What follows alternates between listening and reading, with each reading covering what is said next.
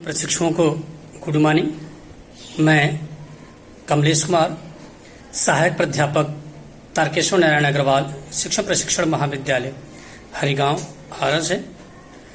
मैं आज इस YouTube वीडियो के माध्यम से डीएलएड फर्स्ट ईयर 2020-22 सेशन से F4 पेपर से यूनिट जो है यूनिट सेकेंड से मैं आज महाविद्यालय के लिए जो अभिलेख होते हैं, जो विशेष अभिलेख होते हैं, उन पे चर्चा करने के लिए इस वीडियो के माध्यम से आप लोगों को बताने का प्रयास करूंगा। तो आइए सबसे पहले देखते हैं कि जो हमारे अभिलेख होते हैं महाविद्यालय प्रबंधन समिति में और विद्यालय में कौन कौन से अभिलेख होते हैं, उनके जो प्रकार होते हैं वो कितने प्रकार के अभिलेख होते हैं। तो हम लोग को ये जानकारी होनी चाहिए कि मुख्यतः लगभग 7 प्रकार होते हैं। वह अभिलेख मुख्यतः 7 प्रकार के होते हैं जिनके द्वारा प्रबंधन समिति में वो अभिलेख रखे जाते हैं। तो सबसे पहला अभिलेख क्या है? एक सामान्य अभिलेख होता है। सबका मैं डिफाइन करूंगा अलग अलग। एक सामान्य जो अभिलेख होता है, एक होता है विशेष अभिलेख, एक होता है आर्थिक संबंधित जो शैक्षणिक आर्थिक संबंधित एक लेख होता है, और एक होता है शैक्षणिक अभिलेख, एक होता है उपकरण संबंधित अभिलेख, एक होता है पत्र व्यवहार संबंधित अभिलेख, एक होता है वित्त पुस्तिकाएं, एक होता है आपका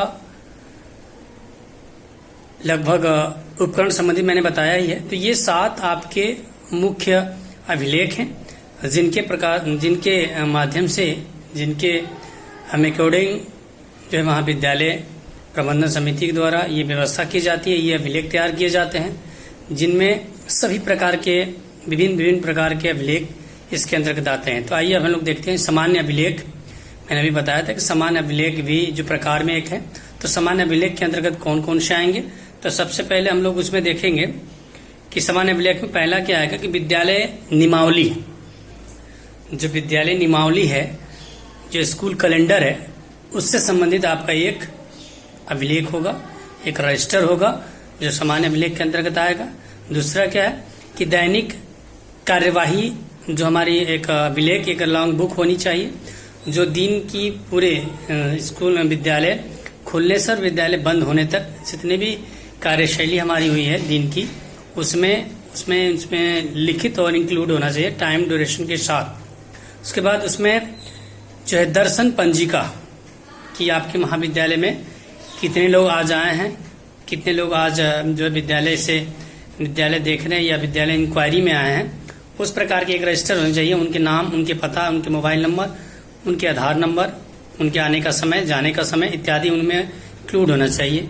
उसके बाद सेवा काल जो आपकी पंजिका कि आपके विद्यालय में जो व्यक्ति आया है या जो कार्यरत है, कोई भी कर्मचारी सहायक प्राध्यापक हो या आपका प्रशासनिक सेवा में हो या फोर्थ कर्मचारी हो, उनकी सेवा काल की अवधि क्या रही है, उस सेवा काल की अवधि के उसमें इंक्लूड होना चाहिए, जुड़ा होना चाहिए डेट वाइज कि जब उन्होंने ज्वाइन किया और जब उनके द्वारा रिजाइन किया जा रहा है, तो उस दौरान के दोनों उसमें एंट्री होनी चाहिए। उसके बाद विद्यालय में कितने छात्रों ने जो है पंजीकरण कराया है, नामांकन कराया है, उनका भी एक सामान्य अभिलेख के अंतर्गत आएगा। उनका भी एक लॉन्ग बुक होनी चाहिए जिससे किसी प्रकार की अगर परेशानी होती है या उस बच्चे से संबंधित कोई हमें डेटा लेनी है तो हम नामांकन संबंधित उनसे सारे डेटा उनसे दे सकते हैं। उसके बाद उनमें निकासी और प्रवेश, छात्र जो है प्रवेश कब लिया और उसे कब महाविद्यालय से छूट दिया, कब महाविद्यालय से उसे ट्रांसफर किया जा रहा है, उसकी एक अभिलेख उनके पास होना चाहिए। उसके बाद स्थानांतरण प्रमाण पत्र कि कब जो है जितने हमारे छात्र थे उनको किसी अन्य महाविद्यालय में कब स्थानांतरण किया गया, कब उन्हें माइक्सियल से माइग्रेशन दिया गया, इसका भी एक रिकॉर्ड होना चाहिए।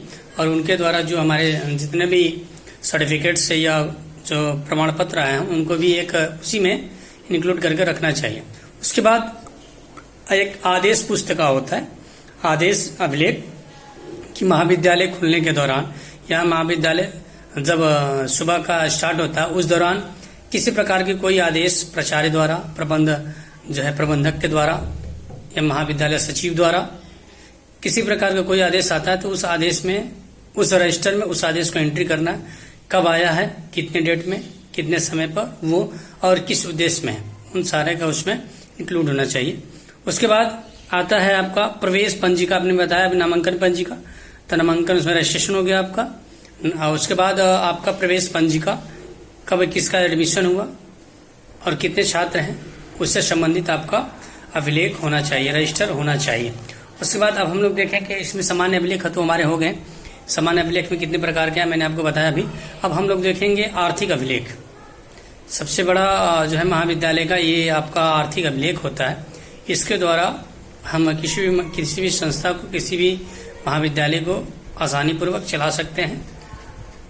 ठीक है, तो उसमें आइए हम लोग देखते हैं। तो सबसे पहला क्या होगा, जो आपत्ति है आकस्मिक पंजिका की, किसी प्रकार की आकस्मिक जो खर्च हुए हैं इम्पोर्टेंट, जैसे कोई आग आती थी या कोई विशेष हमें किसी प्रकार की आवश्यकता पड़ गई, तो उससे संबंधित एक हमारे अभिलेख होने चाहिए जिसमें लिखा होगा आकस्मिक जो है इकोनॉमिकल या आकस्मिक आर्थिक जो है विवरण।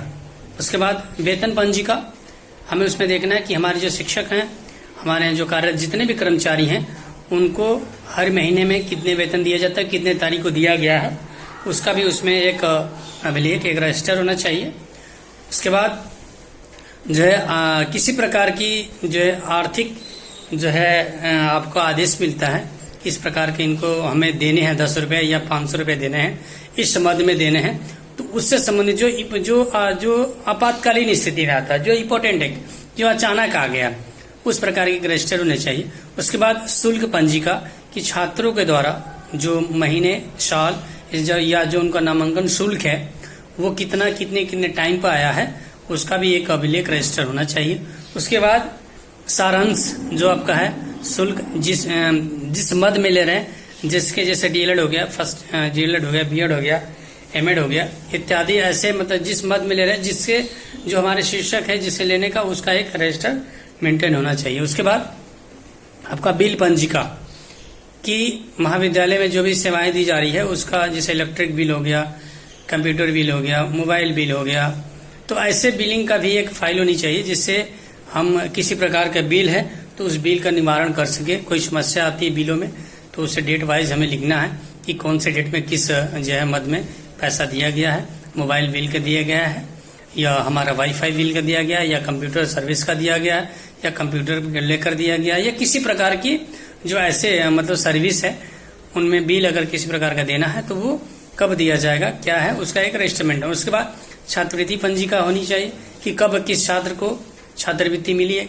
और किस जो है कारण किस छात्र को नहीं मिली है, उसका भी, और कितना मिला है छात्रवृत्ति, किस डेट में आया है, उसका भी एक छात्रवृत्ति अभिलेख होने चाहिए। उसके बाद छात्रकोष जैसे किसी प्रकार का छात्रों द्वारा कुछ किसी महाविद्यालय के प्रति या कोई अन्य संस्था के प्रति या किसी कार्यक्रम आयोजन के प्रति कुछ ऐसे जो कोष होते हैं उसमें पैसे डाले जाते हैं, उस कोष का भी एक अभिलेख होना चाहिए जिससे ये पता चले कि कौन से छात्र ने कितने रुपए दिया है, किस मद में दिया है और किस कार्यक्रम से संबंधित दिया है। उसके बाद रोकड़ पुस्तिका हम क्या देखना है कि महाविद्यालय के द्वारा जो एक दिन में कितने पैसे आए हैं और शेव कितने हैं और आज खर्च कितने हुए इत्यादि का एक रोकड़ रजिस्टर होता है, उसको भी मेंटेन करना चाहिए। उसके बाद वार्षिक निर्वर्त और प्रत्यावर्त, मतलब वार्ष में कितने रुपए आया और कितने रुपए गया, उसका भी एक, और किस डेट में गया और किस डेट में आया वार्षिक, उसका भी हमें क्या करना है, एक अभिलेख, एक रजिस्टर तैयार होनी चाहिए। उसके बाद कोष चालान पंजिका कि हम किस कोष से, हम अपने महाविद्यालय के कोष से किस प्रकार का चालान, जैसे चालान में क्या है कि कोई जो है पंजीकरण संबंधी चालान यूनिवर्सिटी का आ गया, उससे चालान, या कोई अन्य मद में जो चालान हमें जमा करने पड़ते हैं उससे उसमें एंट्री होनी चाहिए कि किस मद में कौन से चालान जमा किया गया, किस डेट में। उसके बाद आपका कोष निष्पक्ष पंजिका। उसके बाद आपका आ गया पारितोषिक पंजिका कि हमने एक साल में पारितोषिक कितना दिया है। जो हमारे शिक्षक हैं या किसी प्रकार के अन्य जो है क्षेत्रों में जाते हैं विद्यालय के कार्य से, तो उनमें उनका पारितोषिक कितना दिया गया है, उसका कब दिया गया, वो भी इसके रिकॉर्ड होने चाहिए। उसके बाद अब हम लोग देखेंगे शैक्षिक अभिलेख। हमें शैक्षिक अभिलेख कौन कौन से होने चाहिए सबसे शैक्षिक अभिलेख के अंतर्गत, तो सबसे पहले वर्ग उपस्थिति पंजिका, शिक्षक उपस्थिति पंजिका, समय सारणी अध्यापक पंजिका, समय सारणी छात्र पंजिका, अध्यापक संघ की पंजिका, उसके बाद आपका परीक्षा नियमावली पंजिका, मासिक प्रगति पंजिका, व्यक्तिगत अध्ययन पंजिका, उसके बाद वार्षिक जो परीक्षा पंजिका, उसके बाद दंड पंजिका, पुरस्कार पंजिका, उसके बाद शिक्षक डायरी उसके बाद संचित अभिलेख पंजिका, उसमें फिर उसके बाद प्रधानाचार्य के द्वारा जो निरीक्षण किए गए हैं किसी आपातकालीन में, जैसे लैब का या किसी कार्यक्रम को लेकर, तो उसकी एक पंजिका होनी चाहिए। उसके बाद आपका पाठ्यचर्या से संबंधित वो क्रियाओं का पंजिका, उसके बाद छात्र संबंधी, उसके बाद छात्र पंजीकरण परीक्षण पंजीकरण रजिस्टर, उसके बाद छात्रों की उन्नति से संबंधित हमें अभिलेख रजिस्टर होने चाहिए हमारे पास, जिससे हमें किसी प्रकार की कोई परेशानी न हो, समय पढ़ने पर उसको हम ले सके, ढूंढ सके और बता सके। अब हम लोग देखेंगे उपकरण संबंधी पंजिका।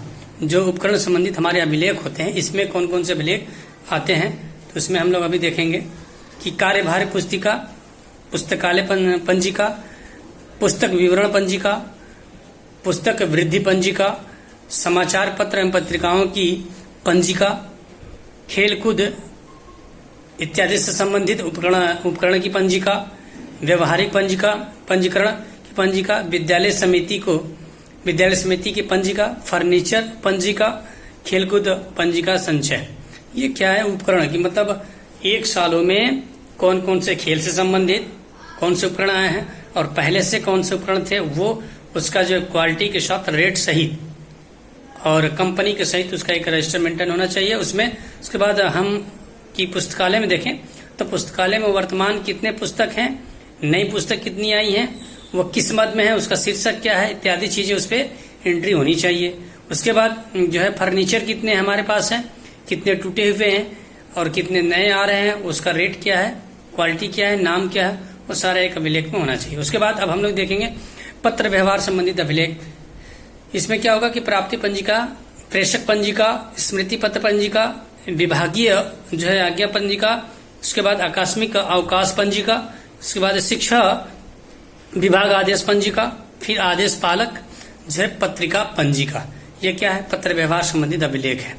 ये हमारे जो पत्राचार के रूप में यूनिवर्सिटी द्वारा या हमारे महाविद्यालय द्वारा किसी संस्था को या यूनिवर्सिटी को या राज्य सरकार या केंद्र सरकार या एनसीईआरटी या इंस्टीट्यूट किसको भी हम अगर या किसी से भी कहीं से लेटर आता है तो उसको एक संजोकर एक डेट सहित किसके मद में आया है उससे उसका उद्देश्य लिखकर हमें रखना चाहिए। उसके बाद वित्त पुस्तिका देखेंगे हम लोग, कैश बुक जो प्रतिदिन आय और व्यय हुआ है, फिर मासिक योग, जनरल लेजर, उसके बाद विप्रेषण पंजिका, उसके बाद वेतन पंजिका।